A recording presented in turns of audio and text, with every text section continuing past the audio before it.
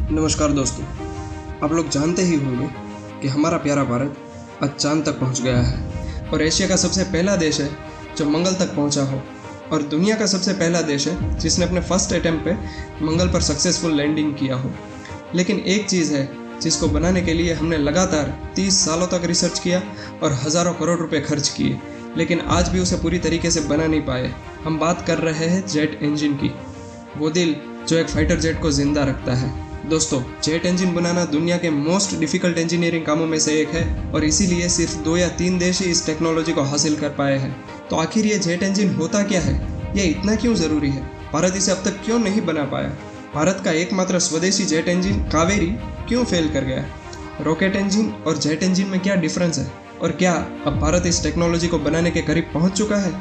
चलिए इन सभी सवालों के जवाब ढूंढते हैं। जेट इंजन को समझने से पहले ज़रूरी है स्पीड को समझना। जेट इंजन की स्पीड मैक नंबर से मेजर की जाती है। मैक 1 मतलब ध्वनि की गति, लगभग 1225 किलोमीटर प्रति घंटा। दोस्तों, स्पीड के 4 जोन होते हैं। सबसे पहला सबसोनिक, यानी मैक 1 से कम स्पीड, जैसे कि धीमी रफ्तार वाले पैसेंजर प्लेन या हेलीकॉप्टर इस स्पीड से उड़ते हैं। दूसरा है ट्रांसोनिक, यानी मैक 0.8 से मैक 1.2। यह एक खतरनाक जोन है जहां विमान साउंड बैरियर को तोड़ने की कोशिश करता है और इसी स्पीड पर शॉक वेव्स पैदा होती है। तीसरा है सुपरसोनिक, यानी मैक 1 से मैक 5 तक की स्पीड। यह रफ्तार बहुत तेज़ होती है जो कि युद्ध के मैदान की प्राइम रिक्वायरमेंट है। इसीलिए Miraj 2000, Sukhoi 30, Rafale, F-22, F-35 जैसे फाइटर जेट्स इसी श्रेणी में आते हैं। और आखिरी है हाइपरसोनिक, यानी मैक 5 से ज़्यादा की स्पीड। ब्रह्मोस और अग्नि जैसी मिसाइलें इसी स्पीड से ट्रैवल करती है, पलक झपकते ही हज़ारों किलोमीटर दूर निकल जाती है। और इन सभी रफ्तारों तक पहुंचाने वाली ताकत का नाम है जेट इंजन। चलो दोस्तों, अब जानते हैं कि एक जेट इंजन कैसे काम करता है। जेट इंजन एक ऐसा थर्मोडायनेमिक सिस्टम है जो हवा खींचता है, उसे कंप्रेस करता है, उसे जलाता है और फिर पीछे की ओर जोर से एग्जॉस्ट करता है। सबसे पहले जेट इंजन सामने से हवा को खींचता है और जैसे जैसे स्पीड बढ़ती है हवा खुद ब खुद अंदर आती है। फिर उस हवा को कंप्रेसर में भेजा जाता है जहां उसका प्रेशर 30 से 40 गुना बढ़ा दिया जाता है, जिसकी वजह से एयर का टेम्परेचर भी बढ़ जाता है। अब इस कंप्रेस्ड एयर को कंबशन चैम्बर में भेजा जाता है जहां उसके साथ फ्यूल को मिक्स किया जाता है। कंप्रेस्ड एयर का टेम्परेचर ज़्यादा होने की वजह से फ्यूल अपने आप जलने लगता है और उससे एक गैस उत्पन्न होती है जिसका टेम्परेचर 1500 से 1700 डिग्री सेंटीग्रेड तक होता है। अब उसी गर्म गैस की मदद से हम टरबाइन को घुमाते हैं, जिसके बाद सारी गैस कंप्रेस होकर नोजल से बाहर निकलती है और न्यूटन के तीसरे नियम के तहत विमान को थ्रस्ट मिलता है। यह प्रोसेस इतनी तेज़ होती है कि इसे इंसान की आंख देख भी नहीं सकती। जेट इंजन सच में टेक्नोलॉजी का एक चमत्कार है। दोस्तों, जेट इंजन मेनली 4 टाइप के होते हैं। पहला है टर्बोजेट। यह एक पुरानी टेक्नोलॉजी है जो कि मिग 21 और मिराज जैसे एयरक्राफ्ट में यूज़ होती थी। दूसरा है टर्बोफैन। राफेल और सुखोई 30 जैसे आज के आधुनिक फाइटर जेट इसी टाइप के इंजन यूज़ करते हैं जो कि बेहतर फ्यूल इफिशिएंसी देता है और कम नॉइज़ प्रोड्यूस करता है। तीसरा है टर्बोप्रॉप। ये प्रोपेलर से चलने वाले कार्गो एयरक्राफ्ट में यूज़ होते हैं। और चौथा प्रकार है रैमजेट या स्क्रैमजेट इंजन जो कि ब्रह्मोस, अग्नि जैसे हाइपरसोनिक मिसाइलों में यूज़ होता है। चलिए अब बात करते हैं भारत के एकमात्र स्वदेशी जेट इंजन की, जिसको डेवलप करने में 30 साल लग गए, हज़ारों करोड़ रुपए खर्च हो गए, लेकिन आज भी हम उसमें सक्सेसफुल नहीं हुए। साल था 1989। DRDO और उसकी यूनिट GTRE यानी गैस टरबाइन रिसर्च एस्टेब्लिशमेंट, इन दोनों ने मिलकर शुरू किया कावेरी इंजन प्रोजेक्ट। उनका लक्ष्य था तेजस फाइटर जेट के लिए भारत का अपना जेट इंजन बनाना और इस इंजन को 81 किलो न्यूटन का थ्रस्ट चाहिए था। इस इंजन को डेवलप करने में भारत को कई बड़ी चुनौतियों का सामना करना पड़ा, जैसे कि कंप्रेसर की इफिशियंसी कम थी, टरबाइन में हाई स्पीड पर वाइब्रेशन के इश्यूज आने लगे और ऊपर से भारत में हाई एल्टीट्यूड टेस्टिंग इंफ्रास्ट्रक्चर की भारी कमी थी और सबसे बड़ी समस्या थी सिंगल क्रिस्टल ब्लेड मेटलर्जी की कमी। जेट इंजन का सबसे क्रिटिकल हिस्सा होता है टरबाइन के ब्लेड्स, जो 1500 डिग्री सेंटीग्रेड से भी ज़्यादा तापमान में काम करते हैं।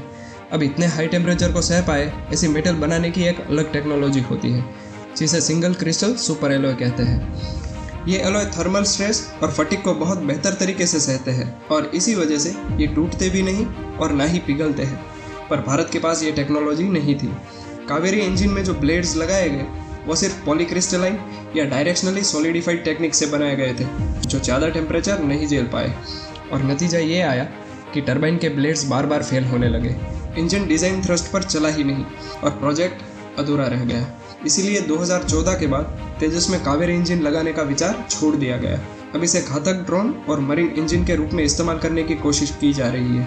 हमारे तेजस एयरक्राफ्ट को चाहिए था 80 से 85 किलो न्यूटन का थ्रस्ट, जिसमें कावेरी फेल हो गया। इसीलिए तेजस मार्क 1 में यूएसए की जनरल इलेक्ट्रिक कंपनी का F404 इंजन लगाया गया और तेजस मार्क 2 के लिए उसी कंपनी का 98 किलो न्यूटन थ्रस्ट वाला F414 इंजन चुना गया है। भारत का तेजस फाइटर जेट तो मेक इन इंडिया है, पर उसका दिल अभी भी मेड इन यूएसए है। तो कुल मिलाकर इन कारणों की वजह से भारत का जेट इंजन प्रोजेक्ट फेल हुआ। सबसे पहले टेक्नोलॉजी की कमी। अमेरिका, रशिया, फ्रांस जैसे देशों ने हमारे साथ ये टेक्नोलॉजी शेयर ही नहीं की।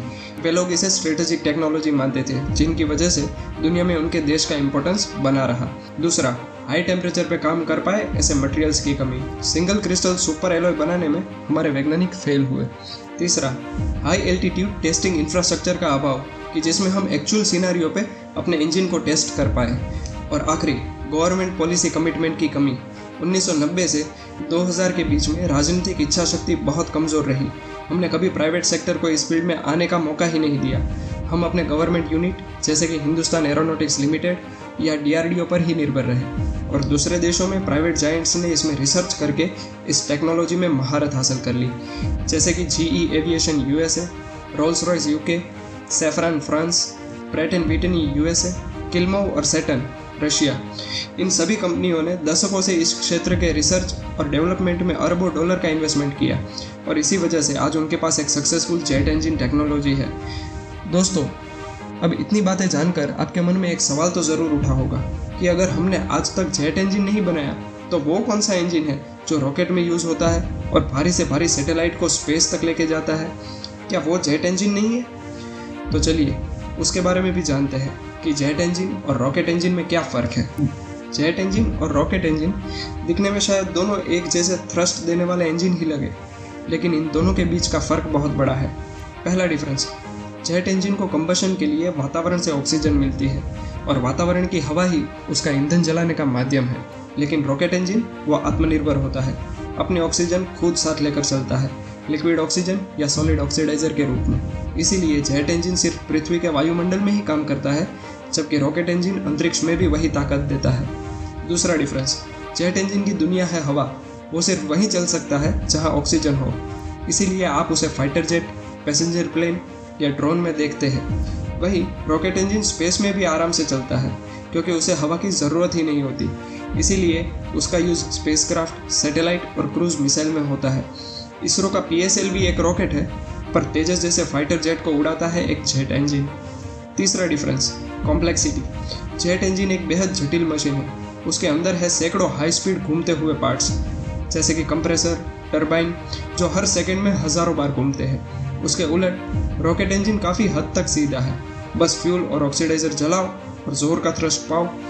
तो अगली बार आप जब भी आसमान में कोई फाइटर जेट देखे या अंतरिक्ष में जाती कोई रॉकेट की लाइव लॉन्चिंग, तो समझिए जेट इंजन और रॉकेट इंजन की दुनिया एक जैसी नहीं है, पर दोनों ही इंसानी उड़ान के सपनों के सबसे अहम इंजन है। आपको क्या लगता है, क्या भारत कभी अपना खुद का जेट इंजन बना पाएगा? दोस्तों, आज भारत पहले जैसा नहीं रहा। पिछले कई सालों में दुनिया में हमारे भारत की इम्पोर्टेंस काफ़ी हद तक बढ़ गई है, जिसकी वजह से जो देश पहले हमें जेट इंजन की टेक्नोलॉजी देने से इनकार कर रहे थे, आज वही देश हमें सामने से अलग अलग ऑफर्स दे रहे हैं। जैसे कि USA की जनरल इलेक्ट्रिक्स ने हमें ऑफर दिया है GE F414 इंजन के लिए, जिसका 80% ट्रांसफ़र ऑफ टेक्नोलॉजी होगा विथ मैन्युफैक्चरिंग इन इंडिया, जो कि तेजस मार्क 2 में इस्तेमाल हो सकता है। दूसरी ओर फ्रांस की सैफरन ने हमें 100% टेक्नोलॉजी ट्रांसफ़र का प्रस्ताव दिया है हमारे M का प्रोजेक्ट के लिए, जिसका डिज़ाइन, टेस्टिंग, मैन्युफैक्चरिंग सब भारत में होगा और इंटेलेक्चुअल प्रॉपर्टी राइट्स भी भारत को मिलेंगे, जिसकी मदद से हम ये इंजन दूसरे देशों को बेच सकते हैं। इन्हीं के चलते भारत के पास एक और मौका है जेट इंजन टेक्नोलॉजी में आत्मनिर्भर बनने का।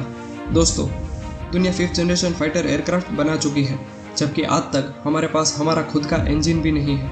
हमारा राफेल, जो कि फ्रांस से लिया है, वो भी 4.5th जनरेशन का ही है। हालांकि हमारे एक्सट्रीमली टैलेंटेड पायलट्स इससे किसी भी 5th जनरेशन एयरक्राफ्ट को आसानी से हरा सकते हैं, जिसका डेमो तो हमने रिसेंटली ऑपरेशन सिंदूर में देख ही लिया। और दूसरी तरफ China 6th generation fighter aircraft बनाने का क्लेम कर चुका है। सोचिए, अगर हमारे दुश्मनों के पास हमसे ज़्यादा टेक्नोलॉजिकल एडवांटेज होगा तो वॉर में हमें कितना नुकसान हो सकता है। इसीलिए स्वदेशी जेट इंजन हमारी प्राइम रिक्वायरमेंट है। और इसी बीच जब ये वीडियो रिकॉर्ड हो रहा है, हमारी इंडियन गवर्नमेंट की ओर से एक बहुत ही अच्छे न्यूज़ आए हैं कि भारत सरकार ने 5th generation fighter jet ANCA के प्रोडक्शन मॉडल को मंजूरी दे दी है और उसके लिए गवर्नमेंट यूनिट के साथ साथ प्राइवेट कंपनीज को भी मौका दिया है कि वे भी इसे बनाने में सहयोग करें।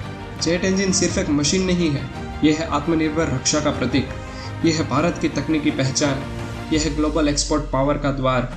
कावेरी फेल हुआ लेकिन उसने हमें बहुत कुछ सिखाया। भारत फिर से अपना खुद का जेट इंजन बनाने की कोशिश कर रहा है और शायद इस बार हम सफल होंगे। जय हिंद।